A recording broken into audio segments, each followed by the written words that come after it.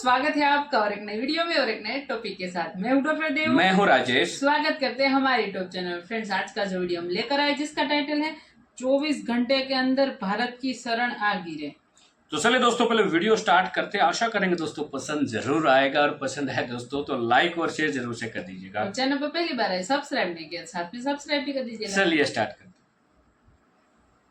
कल तक जो भारत को गालियां दे रहे थे, भारतीय कंपनियों को धमका रहे थे कि कोई भी कंपनी हमें होस्टेज नहीं बना सकती, हमें पकड़कर नहीं बैठ सकती, हम सबक सिखा देंगे उस कंपनी को, उस देश को, आज वो गिड़गिड़ाने लगे। कह रहे हैं सारी शर्तें मान लेंगे, आप जो जो कह रहे हैं ऐसा ही होगा, लेकिन थोड़ी रियायत दे दीजिए, बस ऐसा कर लेते हैं, किश्तों में आपका उधार चुका देंगे। जी हाँ, यही हुआ है इस समय बांग्लादेश के साथ। असल सबसे पहले आप ये आर्टिकल देखिए, ये बयान है जो कल आया था बांग्लादेश के एनर्जी मिनिस्टर का। इन्होंने कहा था कि कोई भी कंपनी हमें होस्टेज बनाकर नहीं रख सकती, कोई भी हमें पकड़कर ऐसे ही नहीं बैठ सकता, हम एक स्वतंत्र राष्ट्र हैं। किसी ने भी अगर हमें ब्लैकमेल करने की कोशिश करी तो वो याद रख ले, हमारे पास दूसरे भी ऑप्शंस हैं, हम उनकी तरफ चले जाएंगे, फिर रोना मत कि हमने आपको क्यों छोड़ दिया। दरअसल इन्होंने ये हमला बोला था भारत पर और भारत की कंपनी अडानी पावर पर, जो कि बांग्लादेश को बिजली सप्लाई करने का काम कर रही है पिछले काफी लंबे वक्त से। लेकिन इन्होंने जो अपना कर्ज है, जो करीबन 870 मिलियन डॉलर हो चुका है और बहुत ही जल्द 1 बिलियन डॉलर हो जाएगा, यानी लगभग हम बात कर रहे हैं 7,500 करोड़ रुपए की, जो आने वाले समय में 8,500 करोड़ रुपए तक पहुंच जाएगा, वो कर्ज इन्होंने नहीं चुकाया है। कर्ज क्या, वो तो बिल है बिजली का जो ये नहीं दे रहे भारतीय कंपनी का। तो भारतीय कंपनी ने कहा, अडानी ने, कि ऐसा कीजिए, हमें हमारा बिल चुकाना शुरू कर दीजिए, वरना हम आपकी बिजली काट देंगे। ऐसा ही होता है, हम भी घरों में अगर बिजली कंपनी का बिल ना दें तो बिजली काट ही देगी, इसमें कोई गलत बात नहीं है। लेकिन बांग्लादेश ने सोचा कि भारत के पास बिजली शायद हराम की आ रही है, ऐसे ही फ्री में आ रही है, ऐसे में बिल चुकाने की क्या जरूरत। इन्होंने उल्टा धौंस देना शुरू कर दिया। इनके मिनिस्टर कहने लगे कि हम तो नहीं देंगे पैसा, हमारे पास पैसा आएगा, हम आपका बिल चुका देंगे, तब तक चुप रहिए। अब मरता क्या ना करता भाई, जो कंपनी है उसे भी तो अपने कर्मचारियों का वेतन है वो देना है, अपने खर्चे हैं वो पूरे करने हैं, बिजली कोयला जलाकर बनाई जाती है, वो कोयला खरीदना है। इसीलिए उन्होंने जो बिजली है बांग्लादेश की वो धीरे धीरे काटनी शुरू कर दी। आज की तारीख में स्थिति ये है कि अडानी जितनी बिजली पहले सप्लाई किया करता था उसकी आधे से ज्यादा काट चुका है। करीबन 60% बिजली हम बांग्लादेश की बंद कर चुके हैं और बहुत ही जल्द 100% कर देंगे। इस पर बांग्लादेश के मिनिस्टर और सरकार और भड़क गई। कल इन्होंने बयान देना शुरू कर दिया कि अगर हमारे खिलाफ इस तरीके की कार्रवाई की गई तो हम इसे ब्लैकमेल मानेंगे। आप हमारी बिजली काट रहे हैं, फिर तो हम आपका पैसा बिल्कुल नहीं देंगे, और उल्टा हमारे पास दूसरे ऑप्शन हैं, हम दूसरे देशों से बिजली खरीद लेंगे। चल, बांग्लादेश का इशारा था नेपाल की तरफ। इन्होंने हाल ही में नेपाल के साथ एग्रीमेंट किया है जिससे ये बिजली खरीदा करेंगे। लेकिन फिर शायद इस मिनिस्टर को बताया होगा किसी ने कि यह मूर्ख आदमी जो बांग्लादेश बिजली खरीद रहा है नेपाल से, भारत के जरिए होकर आती है। भारत का जो पावर ग्रिड सिस्टम है, यानी कि भारत के जो बिजली के तार हैं, वो तुम इस्तेमाल करते हो बांग्लादेश और नेपाल के बीच में बिजली एक्सचेंज करने के लिए। इसीलिए सुधर जाओ, वरना इलाज होगा। और इसीलिए 24 घंटे भी नहीं बीते थे कि जो मिनिस्टर, जो बांग्लादेश की सरकार भारतीय कंपनी को धमका रही थी, अब उसी कंपनी के दरवाजे पर गिड़गिड़ाते हुए आई है। दरअसल रिपोर्ट आई है कि बांग्लादेश की सरकार ने गुहार लगाई है अडानी के पास कि प्लीज हमारी बिजली मत काटो, और जो तुम्हारा बिजली का बिल है वो हम चुकाएंगे, लेकिन किश्तों में चुका देंगे। अभी करीबन 170 मिलियन डॉलर देंगे, बाद में धीरे धीरे करके 50, 60, 70 ऐसे मिलियन करते करते तुम्हारा सारा बिजली का बिल हम चुका देंगे, लेकिन प्लीज बिजली का कनेक्शन मत काटो। फिलहाल ये बात अब अडानी पर है कि वो बात मानते हैं या नहीं। इसीलिए पूरा बांग्लादेश इस समय बिजली के लिए अडानी कंपनी की कृपा पर निर्भर है। अगर उनका दिमाग फिर गया, उन्होंने कहा कि सारा का सारा बिजली का बिल अभी चुकाओ, तो इन्हें खजाना खाली करना ही पड़ेगा। इनके पास कोई ऑप्शन नहीं है, भारत के अलावा ये कहीं से बिजली खरीद ही नहीं सकते, असंभव है। क्योंकि म्यांमार इनका एक और पड़ोसी देश है जिसके साथ सीमा लगती है, वहां पर गृह युद्ध जारी है। भारत के अलावा ऑप्शन है नहीं। नेपाल एक और छोटा सा ऑप्शन है, लेकिन उसके लिए भी भारत की जमीन का इस्तेमाल करना पड़ता है। तो ये पूरी तरीके से भारत पर निर्भर है और इसीलिए इनकी अकड़ 24 घंटे के अंदर भारत ने तोड़ डाली है। अब देखने वाली बात यह है कि अडानी क्या फैसला लेते हैं।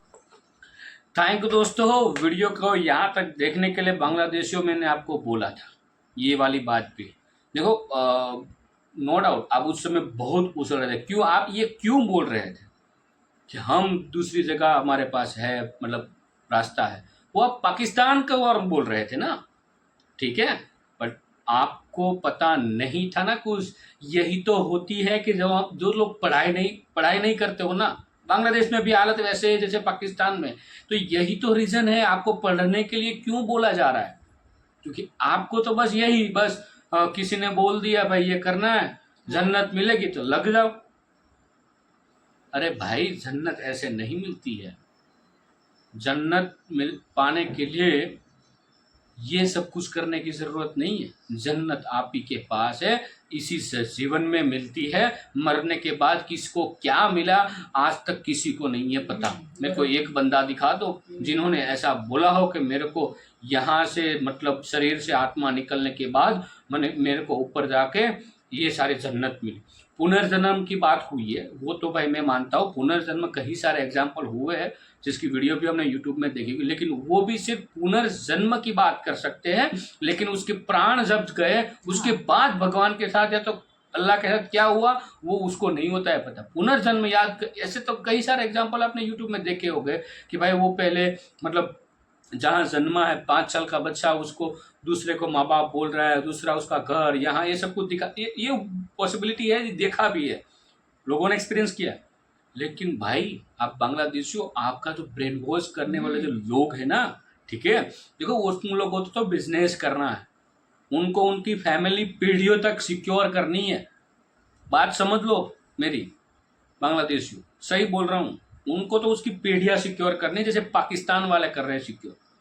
विदेशों में जाके प्रॉपर्टी ले रहे, मतलब यहाँ पे वो पीएम बनते या कोई भी मंत्री वगैरह बन जाते हैं पाकिस्तान में, फिर बाहर जाके वो सिर्फ प्रॉपर्टी लेते हैं। जैसे ही अगले इलेक्शन में वो हार गए, निकल लेंगे, देश छोड़ देंगे। ये वाली रीति बांग्लादेश में हो रही है। लेकिन बांग्लादेशियों, आप जो बोल रहे थे ना, भारत को धमका रहे थे, देखो आपके ऊपर करोड़ों अजबों खरबों का उधार है। हमारी एक ही कंपनी है अडानी जो आपको पावर दे रही। हालांकि पावर सप्लाई जो था अडानी का वहां पे, वो पूरी तरह से बंद नहीं किया गया है, लेकिन कुछ हद तक उसमें कटौती कर दी है, क्योंकि भुगतान इतना बड़ा बाकी है। मतलब अब ऐसे ही कटौती की होगी एग्जाम्पल के तौर पे कि भाई आप जितना पैसा दोगे उतना पावर हम आपको देंगे। पहले जो क्रेडिट पावर मिल रहा था वो क्रेडिट नहीं मिलेगा, ऐसा कटौती कर दिया भाई। आपके पास अभी तक एक दिन 24 घंटे में आपके पास 50 करोड़ की बिजली आपको चाहिए, तो 24 घंटे आप 50 करोड़ दे दो, हम 50 करोड़ की बिजली। फिर जैसे हम कुछ माल सामान शॉप पे लेने जाते हैं, भाई 1 किलो का कितना है, मेरे को किलो चाहिए, तो भाई इतना पैसा है दे दे। लेकिन वो भी दुकानदार जब आपको ज्यादा माल चाहिए तो वो भी देता है, बट वो क्रेडिट पे देता है। लेकिन वो भी तब तक देगा जब तक आप रेगुलर उसका रीपेमेंट ना करो। फिर आपने 2-3 महीना उसको पेमेंट नहीं किया तो फिर आपको देगा ही नहीं माल। तेरे को लेना है पैसा पहले दे, फिर वो लॉस शेयर लेगा, लेकिन दोबारा आप तेरे साथ लॉस नहीं लेगा। तो ये वाला सीन हुआ है बांग्लादेशियों आपके साथ। तो ये देखो भाई, इसमें कोई गलत चीज़ नहीं है ना। आपके पास इतना सारा पैसा आपके हुआ है जो अभी भी आपने रिटर्न नहीं किए बिजली के बिल के, तो भाई अडानी भाई है भाई, उनको भी कई सारी उसकी तो अनगिनत फैक्ट्रियाँ कंपनियां हैं। तो अब आप आ गए, आप अपने मतलब पहले तो धमकियां देते थे। बिल्कुल, तो देखो यही होता है।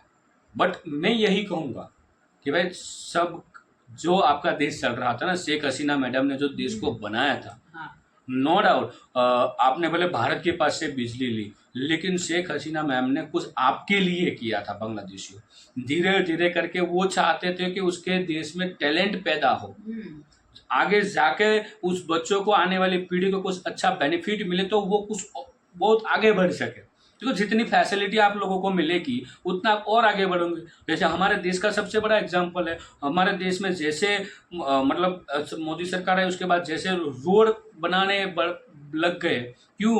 क्योंकि उससे फैसिलिटीज पब्लिक को और फैसिलिटीज मिली, कई सारे एयरपोर्ट बनाए गए, कई सारी यूनिवर्सिटी बनाई गई, और रोड का काम फुल स्पीड से कर दिया गया। क्यों? क्योंकि उससे आपको एक फैसिलिटी मिली, ट्रांसपोर्ट की फैसिलिटी मिली। जहाँ पे आपको जाने के एक एक दिन लग रहे थे, वहाँ पे आप आधे दिन में जा मतलब पहुँच पा रहे हो। तो उससे क्या हुआ कि पब्लिक को और टाइम का बेनिफिट मिला, और मेहनत की और कमाए लोग। तो यही होता है, वो बुद्धि आपको नहीं आएंगी। जो भी हो वो तो भाई आपका देश है, आप आज़ाद हो, आपको आपके ऊपर किसी का प्रेशर नहीं है, वो आप सही बात है। आप एक आज़ाद मुल्क है तो उसमें कोई बुरी बात नहीं है, वो आपको मुबारक। लेकिन थोड़ी तो बुद्धि चला लो। अभी देखो ट्रम्प साहब आ चुके हैं। मैंने 2-3 दिन पहले एक वीडियो डाली थी, तब मैंने बांग्लादेश उस समय भी बोला, उसके पहले भी कई बार बोला था कि ये जो आपने किया है ना, मैडम शेख हसीना मैडम को मतलब रातों रात हटा दिया गया और उसकी जगह पे जो जेल में थे उसको बिठाया गया, ये सबसे बड़ी आपकी गलती है। आपके पैर पे आपने कुल्हाड़ी मार दी है। आपने सिर्फ अपने देश का देखा, बाहर क्या हो रहा है वो आपने देखा ही नहीं, क्योंकि आपके दिमाग में वही भर दिया गया था कि हम आज़ाद मुल्क है, हमें किसी की ज़रूरत नहीं है। देखो हम भारत है, हमारा देश भारत है, हम सनातनी है, हम भारत से बिलोंग करते हैं, ठीक है, और गुजरात से खास करके। फिर भी हम ये नहीं बोल सकते, हाँ हमारा देश पूरी तरह से आज़ाद है, ये लोकतांत्रिक देश है, लेकिन ये हम नहीं बोल सकते कि भाई हमें किसी की भी ज़रूरत नहीं है, ठीक है। कभी भी आपको किसी भी व्यक्ति की ज़रूरत पड़ सकती है, भले हमारा मुल्क दुश्मन मुल्क पाकिस्तान हो, और हम ये भी नहीं कहेंगे हमें पाकिस्तान की कभी ज़रूरत नहीं है, ये कभी नहीं। देखो कभी कभार ज़रूरत पड़ जाती है भाई, नहीं पड़ती ऐसा नहीं है, पड़ती है जरूर हर एक को, बट आपको मतलब दिमाग में वही आप तो तो गुस्सा ओवर भर गया। कॉन्फिडेंस हो गए थे तो आ गए अभी घुटनों पर।